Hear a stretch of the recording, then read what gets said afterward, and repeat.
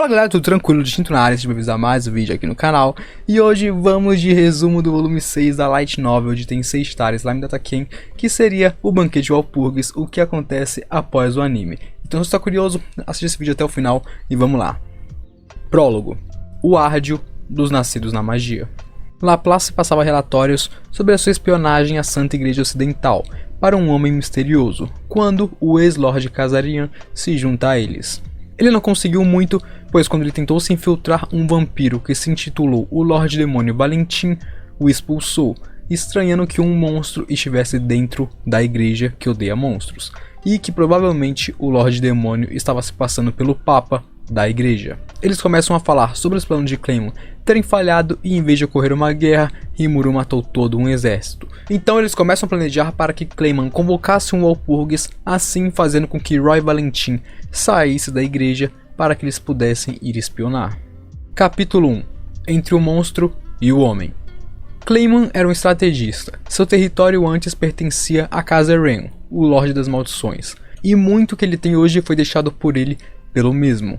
Tudo era planejado pelo Kazarian para o caso de que ele fosse derrotado. Claymon usou suas conexões e estratégias para ir acumulando poder, e agora, com Milin sob seu controle, ele tinha a força que queria. Claymon queria usar o Walpurgis como pretexto para tomar as terras de Carion para si e também matar todos os habitantes de lá para tentar seu despertar como verdadeiro Lorde Demônio. Ele estava conversando sobre isso com Laplace, que estava tentando evitar que ele fosse longe demais ou acabasse tendo seus planos virados contra si mesmo. Enquanto isso, Rimuru ia para sua sala de reuniões quando Fuse aparece com soldados por causa da guerra que já acabou.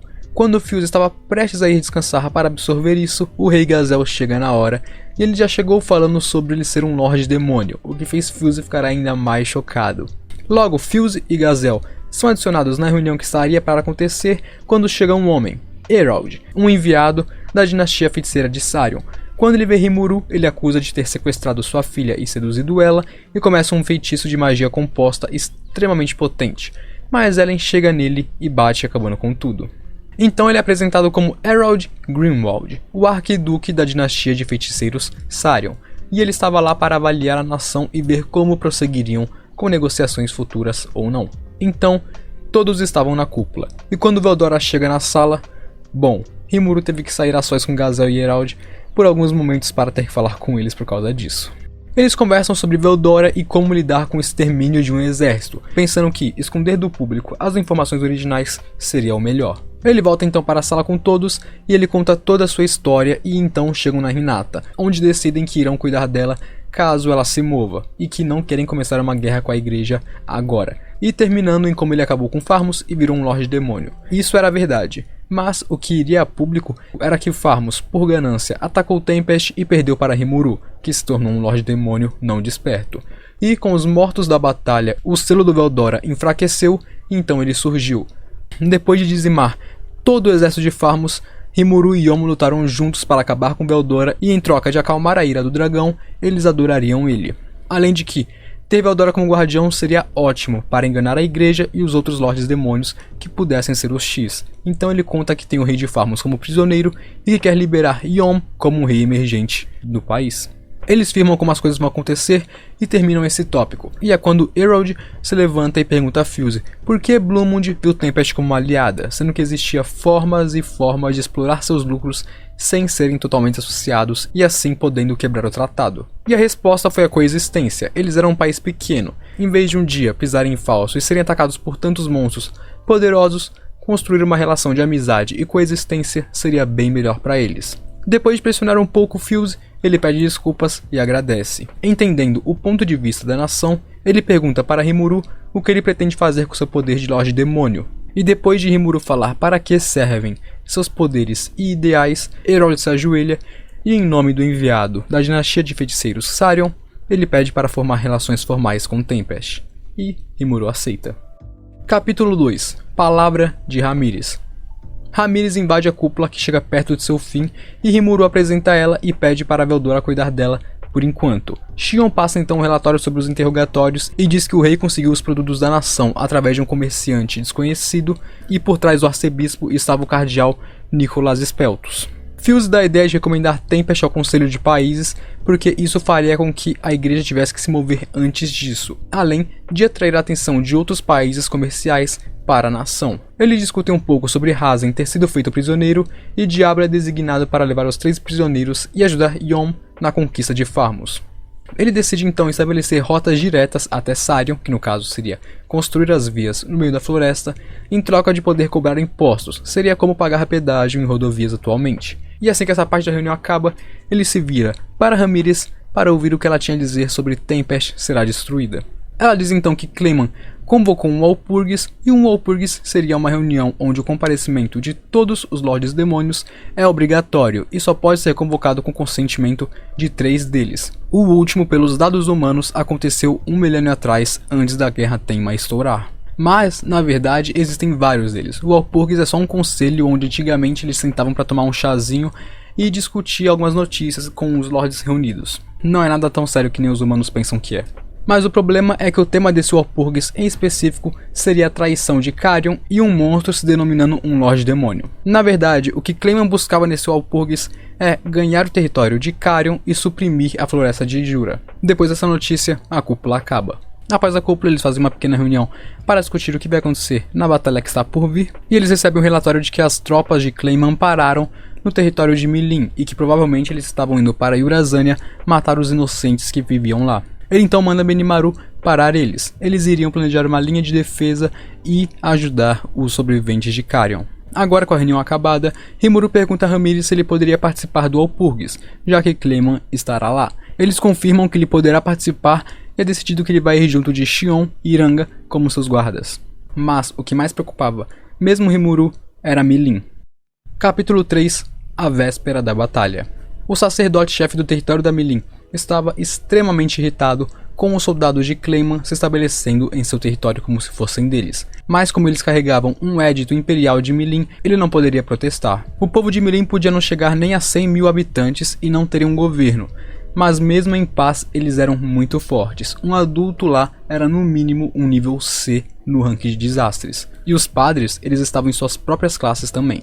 Mesmo em paz, eles eram uma força a serem considerados. E embora extremamente irritado, ele ainda foi capaz de se controlar e abaixar sua cabeça a Yanza e cooperar calmamente. Rimuru estava muito ocupado transportando todos os refugiados de Yurazânia espalhados para o campo de refugiados, evitando que eles fossem pegos na batalha. Ao chegar no campo onde todas as tropas estavam, ele vê todos seus esquadrões alinhados. Suas tropas eram os Hobgoblins montados, o time de elite de Benimaru, Kurenai, os números verdes também sob comando de Benimaru, os números amarelos sob o comando de Gerdo, a equipe Hiryu sob o comando de Gabiru e o time imortal de Tempest, Yomigaeri, tirando que eles também teriam muitas tropas da própria Yurazânia ajudando eles nessa batalha. Logo, ele dá o sinal da operação e manda todas as tropas para o local, trazendo assim consigo os civis para a cidade. O dia do Walpurgis chega e ele estava trabalhando em um item sozinho que seria para ajudar a Traine a ir para o Walpurgis. No caminho ele encontra a Pito e descobre que ela é uma vespa de guerra e ainda é uma rainha. Nós ainda não sabemos se é uma raça muito forte até o momento, mas pela reação da Ramírez é alguma coisa a se considerar. O objeto que Rimuru preparou era justamente um corpo que Traine poderia usar para ir para o Walpurgis. Isso seria um orbe do caos que conteria o espírito dela. Agora, com o espírito dela no orbe do caos, ele usou a árvore em que ela residia antes, transformando ela em um corpo homúnculo feito da árvore. Assim, ele colocaria o orbe do caos dentro da árvore e daria um corpo físico imóvel a ela. Fazendo isso, ele até a deixou mais forte do que antes. Provavelmente agora, ela seria um A especial ou mais. E com as estrelas no céu, o guia chega e Rimuru parte para o Walpurgis. Intermissão. Os Lordes Demônios. Clayman esperava pela hora do Walpurgis e recebeu um relatório de que não havia mais civis em Yurazânia, apenas algumas iscas aqui e ali, o que azedou um pouco seu humor.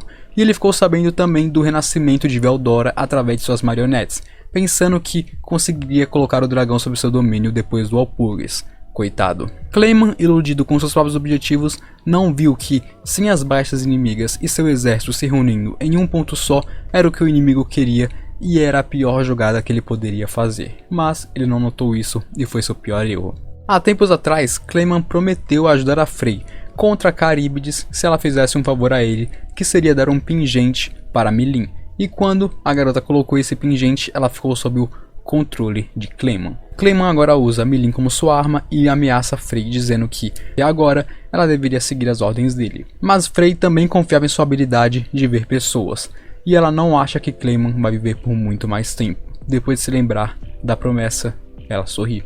No continente congelado, nas terras de tundra, Leon Cromwell e Guy Crimson se encontravam no castelo de Guy, um castelo habitado por diversos demônios poderosos e duas em especial, Misery e Rain. Mas o foco da reunião eram os dois Lordes Demônios. Esse diante a Leon era Guy Crimson, o Lorde das Trevas, o mais antigo e poderoso dentre os Lordes Demônios. Ele governava esse continente extremamente frio. Eles começam a falar sobre Walpurgis e Guy pede que Leon vá. Continuando a conversa, eles pensam nas ações de Milin e se perguntam quem é esse Rimuru que a própria Ramírez, que nunca fez movimentos, recomendou em pessoa para a reunião. E Leon conta sobre a ressurreição de Veldora, chocando a Guy. Mas foi quando uma bela mulher entrou que estava mais chocada ainda. Velzard, o dragão do gelo, e um dos 4 dragões verdadeiros, a irmã mais velha de Veldora. Ele fala que foi um relatório de um espião que estava por perto e que Veldora foi acordado pelo derramamento de sangue em Farmos, mas Leon dá uma opinião diferente. Talvez Rimuru tenha engolido ele e quebrado o selo de Veldora de propósito. Ele realmente acreditava que essa hipótese poderia ser correta. Então eles começam a sorrir, porque se todos esses eventos estivessem conectados, tudo culminaria em um ótimo Walpurgis. Guy pensava que estava na hora de uma nova era a se iniciar, uma onde os verdadeiros Lordes Demônios dominariam tudo. Guy era um primordial, sua cor era rouge, vermelho.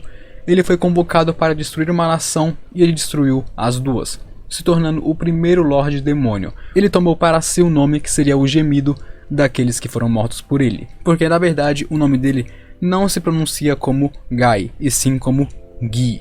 Depois de destruir as duas nações, ele se tornou o primeiro Lorde Demônio verdadeiro, e as duas outras primordiais que foram invocadas com ele ganham seus nomes a partir dele. Vert, que seria verde, para Misery, e Bleu, que seria azul, para Rain, sendo fiéis a ele desde então. Depois que Milin se tornou uma Lorde Demônio, enlouquecida por sua perda, ela teve uma luta de 7 dias com Guy. Isso acabou quando Ramírez sacrificou todo o seu poder para acalmar ela, e naquele dia o número de Lordes aumentou para 3, a primeira geração de Lordes Demônio. Em seguida, um gigante que protegia os portões do céu se tornou um. Logo, uma vampira ancestral também.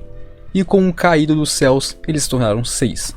E essa foi a segunda geração deles. Também existia Leon, um ex-humano que foi forte o suficiente para satisfazer Guy. Com ele eram 7. Guy riu da tentativa de Clayman, que não era nem um pouco esperto em pensar que ele poderia controlar realmente a Milin. Aqueles que possuem habilidades finais nunca vão cair para alguém que não possui uma. Isso é uma lei da natureza. Clayman não fazia nada a Milin. Era Milin que fazia Clayman dançar em sua mão.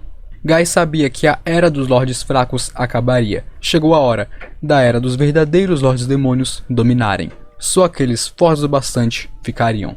E assim, ele foi para aquele que seria conhecido como o Walpurgis mais caótico de todos os tempos. Ao perguntar para Veldora e Ramírez sobre os Lordes Demônio, ele fica sabendo da vampira Valentine e do gigante da Gruel, além de Guy, é claro. Todos que Veldora atormentou um pouco no passado. Logo, Misery chega para buscar eles e eles entram no Walpurgis. A batalha sob o comando de Benimaru era certa, ele já conseguia ver sua vitória iminente. O jeito que ele conduzia essa batalha abalou os 3 licantropos executivos de Carion. Benimaru e suas tropas nunca contaram com a derrota. Na verdade, eles lutaram sabendo de sua vitória e usando força não letal para capturar prisioneiros. Esse era um exército assustador sob o comando de Rimuru. Com a vitória já quase garantida, ele dá permissão para os 3 licantropos entrarem no campo de batalha. Sofia e Gabiru iam até o sacerdote-chefe de Milin, Fóbio e Gerudo iam até Fultman e Tyr, dos Palhaços Moderados, e para Yamza, o comandante de Clayman, Alvis ia até ele com seu esquadrão mais poderoso de Homem-Esfera. A Alvis conquistou sua vitória facilmente, mas Clayman não deixaria isso barato. Ele ativa um orbe e faz com que Yamza se tornasse um corpo recipiente para Caríbides. Mas então, Benimaru entra em cena e sobrepuja Caríbides rapidamente e mostra que seu nível atual pode ser comparado com o de um Lorde Demônio facilmente. Com a morte de Caríbides e a derrota de Clayman, Fultman e Tyr vão embora facilmente, deixando Gerudo e Fóbio com uma derrota em suas costas. Porém, Benimaru já tinha previsto isso e registrou todos os movimentos dos palhaços para que Rimuru analisasse e usasse como prova. Quando Benimaru chega onde Sofia e Midori estavam lutando, eles entram em um acordo para acabar com aquele conflito, resultando na derrota de Clayman. Enquanto isso, Souei, Hakuro e Shuna caíam em uma armadilha na névoa que cercava o castelo de Clayman. O oponente deles seria Adalman. Souei ficou preso em uma batalha contra o Dragão da Morte e Hakuro contra um cavaleiro morto-vivo, fazendo com que Shuna tivesse que cuidar do próprio Adalman. Adalman era alguém que já foi muito importante dentro da igreja, mas foi traído e deixado para a morte, e com isso depois ele foi revivido e transformado em um rei morto-vivo. Em sua batalha então, Shuna usa magia sagrada e purifica ele, fazendo com que ele ficasse extremamente abalado e pede que Shuna lhe concedesse uma audiência com Rimuru para que ele tornasse ele seu novo deus. Entrando na sala, só tinha ele, Gai e Ramires. Ele não conseguia analisar Gai justamente por causa do sistema de defesa que o mesmo fazia. Então entra o gigante da Gruel com suas reservas que rivalizavam com as de Veldora. Logo depois, o vampiro Roy Valentin. Mas o estranho foi que a mulher atrás dele tinha uma extensão de poder mais alta que a dele. Logo após, chega Dino com sua aparência sonolenta como sempre. Em seguida entra Frey, fazendo com que Rimuru ficasse hipnotizado por seus perfume. Ele então avalia as magículas e pensa que Benimaru ou Shion poderiam passar ela facilmente. E que um dos acompanhantes dela, que usava uma máscara de leão, era tão forte quanto ela. E Rimuru se nega a aceitar que o Carrion faria um plano tão ridículo como esse e tenta apagar isso de sua cabeça. Logo atrás entra Leon Cromwell. Ele e Rimuru têm uma pequena troca de palavras e acaba com Leon falando que vai mandar um convite para seu castelo a Rimuru, mas é claro, se ele saísse vivo de lá. Logo em seguida, Benimaru entra em contato com ele e relata que teve uma vitória avassaladora em sua batalha. E assim que Rimuru termina de receber seus relatórios, Clayman entra na sala com Milin. Depois de conversar um pouquinho sobre quais Lordes Demônios possivelmente tinham habilidades finais, Clayman soca Milin na frente de todos, mandando ela andar rápido. Todos na sala ficaram confusos e surpresos em ver que ela não decapitou ele no mesmo ato. E então, o banquete de Walpurgis se inicia. Clayman desenrola seu argumento sobre Carrion conspirar contra os Lordes Demônios, fazendo Rimuru ascender em um Lorde Demônio e, como Rimuru matou sua subordinada, ele teria direito à vingança. E Rimuru rebate maltratando ele e mostrando evidências que seus subordinados coletaram, onde, nos cristais, mostrava que tudo que o Clayman falou até agora eram mentiras. Depois de uma discussão acalorada com Clayman perdendo, Rimuru suga a mesa do centro da sala e começa a caminhar até ele. Ele então recebe a permissão de Gai, que se ele derrotasse Clayman perante a eles, ele tomaria seu assento de Lorde Demônio. Clayman então ordena que Milin lute e Rimuru manda Shion para cima dele. Logo ele invocou seus dois subordinados, um deles era 9 caudas e o outro era só uma marionete. Ramires pede que Beretta ajude Rimuru, e embora Gai não quisesse deixar, depois de avaliar uma conversa com o demônio, ele decide deixar, e ainda acaba descobrindo que a linhagem de Beretta é a cor preta, e aquele que o antecede seria o Noir, que provavelmente seu velho amigo estava em movimento, servindo a Rimuru. Pra quem não ligou os pontos ainda, Noir é o diabo, tá? O único problema dessa batalha era Milin. Rimuru ficava muito tempo tentando desviar dela. É claro que, agora, ele conseguir atacar e se defender de Milin era algo totalmente imprescindível. Antigamente ele nunca teria conseguido, mas ainda não era uma combinação muito boa. E assim que ele cai em uma armadilha dela, Veldora aparece e protege ele. Rimuru pede que ele segure Milin por um tempo em troca de ganhar o final verdadeiro do mangá que ele tanto gosta. Agora livre, Rimuru parte para checar Uranga e tira o controle de mente de Clayman do filhote de raposa, e então ele deixa ela sob a proteção de Uranga. Beretta já havia vencido seu adversário e até estava preparando seus despojos de guerra para mais tarde. E enquanto isso, Shion tinha claramente muita vantagem na luta contra Clayman, onde Clayman tinha todos os seus ataques e truques sendo abatidos por ela. Quando ele tenta controlar ela mentalmente, isso não funciona, porque Shion tem a habilidade Memória Perfeita. Clayman então assume sua forma de combate definitiva e se apresenta como o Pierrot louco. Mas mesmo nessa forma, Shion ainda era mais forte que ele e ela facilmente acaba com ele, deixando-o no chão. Quando Clayman tenta chamar por Milin em desespero, ele vê que ela estava sendo segurada por Veldora e isso faz ele temer ainda mais. Quando Clayman ordena que ela realize um Stampede e mate a todos, ela se recusa, revelando que nunca foi controlada por Clayman. Chocado com isso, Clayman fala que ela estava sim sob o comando dele, ela matou Carrion por suas ordens, mas ela apenas ignora ele e a Harpia Homem, com cabeça de leão atrás de Frey, se revela como Carrion, Todo o plano se revela e Clayman fica incrédulo. Ele sempre esteve na mão de todos. Inclusive, Carrion fica irritadíssimo com a Meilin porque ela destruiu toda a sua nação. Clayman, então, à beira da morte, se lembra do conselho de todos os seus amigos e como ele foi arrogante e não ouviu eles. Mas ele precisava passar um relatório e avisar sobre tudo o que aconteceu aqui para aquele garoto que era ligado ao Kazarian. Clayman então queria criar uma explosão mágica e fugir para assim conseguir dar esse relatório. Logo, sendo prensado como uma parede, ele estava despertando como um verdadeiro Lorde Demônio sob a pressão de Rimuru. E isso foi tudo parte do seu plano. Ele derrotaria o Clayman desperto para restaurar suas magículas e demonstrar sua força para os outros lords. E mesmo desperto, ele era muito mais fraco que Rimuru. Clayman foi derrotado rapidamente sem nem arranhar o slime. E então começa a tortura de Rimuru sob Clayman para arrancar informações. Ele acelerou o processo de pensamento do Clayman em 1 milhão de vezes e o socou algumas vezes. Na vida real, passou alguns segundos, mas para Clayman ele passou centenas de horas, dias e dias, talvez até meses, levando poderosos socos de outro Lorde Demônio. Isso fez até com que ele parecesse ter uma aparência extremamente mais velha e acabada só por causa do medo. Rimuru então diz a ele que ele não vai ressuscitar depois de morto. Coloca a mão sobre sua cabeça e engole Clayman. Capítulo 6. O Octagrama. Depois de consumir Clayman, Rimuru foi reconhecido como um Lorde Demônio no Conselho por todos, e acaba por ser revelado que o Lorde Demônio Valentine na verdade era uma de suas acompanhantes, e não aquele que estava sentado. Isso era meio que um disfarce, mas que foi arruinado por Veldora e Meilin sem querer. Logo eles começam a discutir sobre Kazarian, o Lorde a quem Clayman trabalhou, e que na verdade também ele foi derrotado e morto por Leon, mas possivelmente ele ainda estava vivo em sua forma espiritual no meio dos humanos, tramando a sua ressurreição. Em seguida, Frey e Carrion abdicam de seus assentos como Lordes Demônio para servirem Meilin, que é claro que ela recusou, mas depois de muita insistência e palavras complicadas, ela acabou cedendo.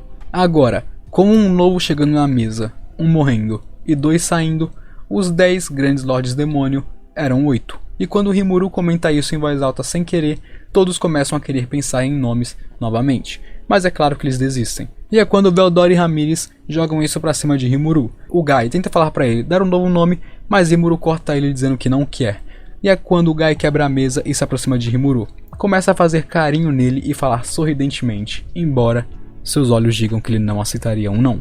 Rimuru pensa um pouco e então sugere o nome Octagrama. Isso seria como uma estrela de 8 pontas. Logo, todos os Lordes Demônio falam ao mesmo tempo que está resolvido e que o nome é adorável.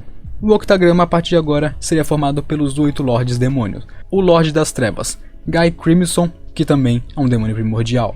Destruidora, Meilin Nava, uma dragonoide. Mestra do Labirinto, Ramírez, a Fada. Terremoto, Dagruel, o Gigante. A Rainha dos Pesadelos, Ruminas Valentine, uma vampira. Imperador Adormecido, Dino, é um caído. O Sabre de Platina, Leon Cromwell, um demonoide. E o novato, Rimuru Tempest, um slime demoníaco. Os territórios foram demarcados, com Rimuru tendo totalidade sobre a grande floresta de Jura e Meilin ganhando os territórios de Carrion, Frey e Clayman. E assim, uma nova era. A era dos verdadeiros Lordes Demônio começava com Rimuru no meio disso tudo. Epílogo. Na Terra Sagrada. Enquanto o Walpurgis acontecia, Laplace invadiu o território de Valentine, assim como combinado, só para encontrar Hinata Sakaguchi lá. Ele sabia que não teria chance de vencer ela e amaldiçoar seu destino enquanto fugia rapidamente. Mas em sua fuga, ele encontra Roy, que foi liberado por Valentine assim que o disfarce foi descoberto. Laplace não sabia que Roy não era o verdadeiro Lorde Demônio, mas ele ainda era poderoso bastante para estar acima de Clayman. Então, ele tenta fugir só para ouvir Roy falando sobre a morte de Clayman do Walpurgis. Laplace fica completamente irritado com Roy rindo sobre a morte de seu amigo e parte para um confronto. E, surpreendentemente, Roy perdeu. Laplace simplesmente era forte. Ele, sem dúvidas, tinha a força de um Lorde Demônio não desperto ou até de uma semente. No fim, ele era forte. Em seguida, ele foge e enquanto fugia, ele ria. Ria em homenagem ao seu amigo que não iria rir mais com ele, pensando em como Tyr choraria e Fultman ficaria com raiva. Clayman realmente teve sua morte idiota como o Pirro louco. E com isso, acaba o nosso resumo do volume 6 de Tensei Stars Lime Data Ken. E eu espero que vocês tenham gostado, porque realmente deu um trabalhinho. Na verdade eu tô passando mal fazendo esse vídeo, eu não sei porquê, eu tô malzão, nossa velho. Tá maluco, não sei como é que eu aguentei, mas ainda bem que eu aguentei. Eu acho que ficou bom. Resumindo, se você gostou, deixa aquele like aqui pra ajudar o vídeo e me mostrar que você gostou, para que eu continue trazendo os próximos volumes. Se inscreve aqui no canal se você não é inscrito, pra ajudar o canal a bater 1000 inscritos, que essa é a meta. Compartilha o canal aí com seus grupos, amigos, redes sociais, compartilha com todo mundo aí, pra dar aquela força, que eu sou muito grato a todos que fazem isso. Me siga nas redes sociais, e é isso. Agora, me despedindo de vocês, um abraço e tchau.